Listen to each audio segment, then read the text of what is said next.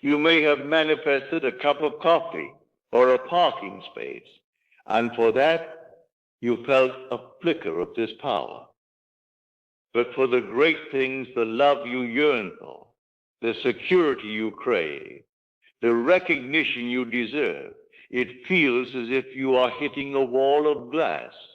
You begin to question the law itself. Does it work for everyone but me? Am I doing something wrong? What is the one piece of this puzzle that I am missing?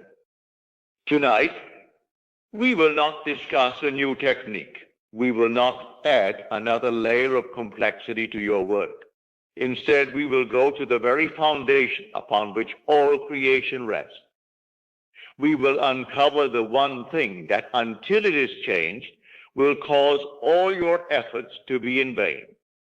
This is the master key you may have overlooked. This is the reason your manifestations are failing. To understand this great secret, you must understand the relationship between the container and the content. Your desires, wealth, health, love, these are the content. They are the divine wine you wish to drink. But your concept of self, who you truly believe yourself to be, is the container. Most of the world tries to pour new wine into an old wineskin. You cannot pour the wine of abundance into a container edged with the cracks of "I am not worthy." You cannot fill the cup of a loving relationship if deep down your self-concept is "I am always abandoned." The container will simply break, and the wine will be spilled upon the ground. You have been trying to change the content while ignoring the container.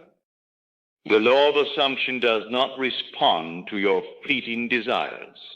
It responds always and only to who you are. It responds to your I amness, your deepest conviction about yourself. If you believe yourself to be a person who is unlucky in love, you can visualize a perfect partner for 1,000 nights, but you will only manifest more experiences that confirm your core belief of being unlucky. The world has no choice but to be loyal to your self-concept. Therefore, the only work that truly matters, the only change that is real, is not to chase after the content. It is to rebuild the container. It is to fundamentally change your concept of self. How then do you change this concept of self, this foundation upon which your entire world is built? This is not an act of willpower or conscious effort. It is an act of surrender to the feeling of the wish fulfilled. The work begins with an honest observation of the self. You must first have the courage to ask, who do I, in the quiet of my own heart, believe myself to be? Forget what you wish to be for a moment. What is the deep, silent story you consent to as true about your life?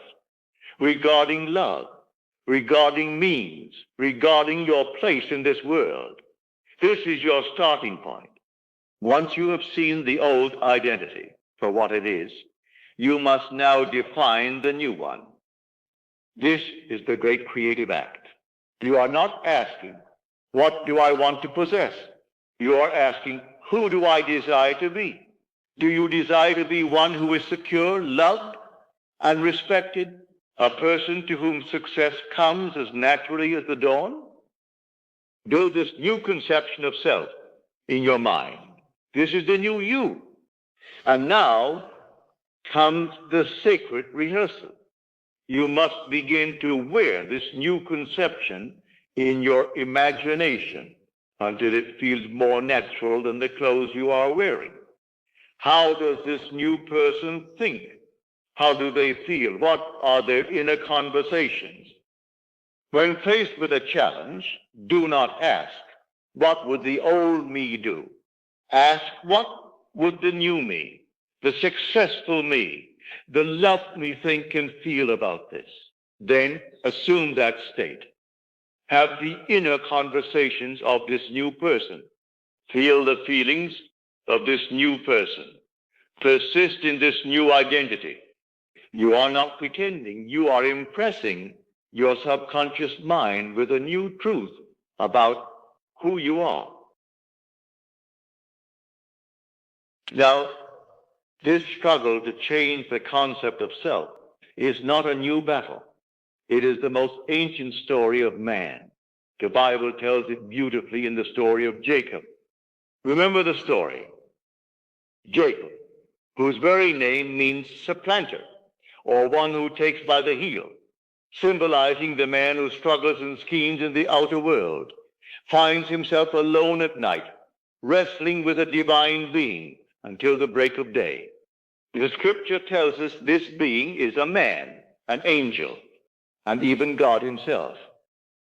For you are wrestling only with a state of consciousness, which is God. This wrestling is your own inner work. It is you, in the darkness of your own mind, refusing to let go of your new conception of self. The angel, the divine being, asks Jacob to let him go, for the day is breaking.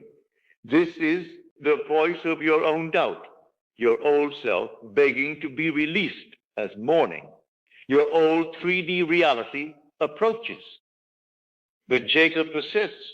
He declares, I will not let you go unless you bless me. This is the great secret. This must be your cry. You hold on to your new feeling, your new identity, with a persistence so profound that you will not let it go until it blesses you, until it becomes your very nature. And because of his persistence, his unwavering faith in the struggle, the divine being does not grant him an outer thing. It does not give him sheep or gold. It gives him something far greater. It gives him a new name. His name is changed from Jacob, the supplanter, to Israel. And in this teaching, we must understand Israel not as a place on a map or a people in a book, but as a state of consciousness. For Israel means he who has struggled with God and has prevailed. He did not win a fight. He won a new identity. He entered the struggle as Jacob and emerged as Israel. He changed his concept of self. And because of this inner change, his entire world was transformed. The brother who had sworn to kill him, Esau, met him not with anger, but with loving embraces. The world had no choice but to reflect his new name, his new nature. This story is your story. Your work is not to fight with the world. It is to wrestle with your own doubts and your old self until you emerge with a new name, a new identity, a new I am. You see now why this is the one thing you must change first. Your concept of self is the master key that unlocks every single door. All the techniques we have discussed, the state akin to sleep, revision, inner conversations, they are like powerful tools in a craftsman's toolbox. But a master craftsman with a broken tool is still a master. A novice with the best tools in the world will still produce clumsy work. It is the craftsman, not the tool, that ultimately determines the outcome. Your self-concept is the craftsman. Stop chasing individual desires. Stop patching up the cracks in your reality one by one. Go to the foundation. Rebuild the person you believe yourself to be. Dare to assume that you are already the person you wish to be, secure, loved, and successful. Persist in that new identity. Wear it in your imagination until it feels more real than your own skin, until it becomes your natural way of being. When you successfully change the creator, the creation will change automatically to conform to its new master. This is the only work there truly is to do. Now, let us go into the silence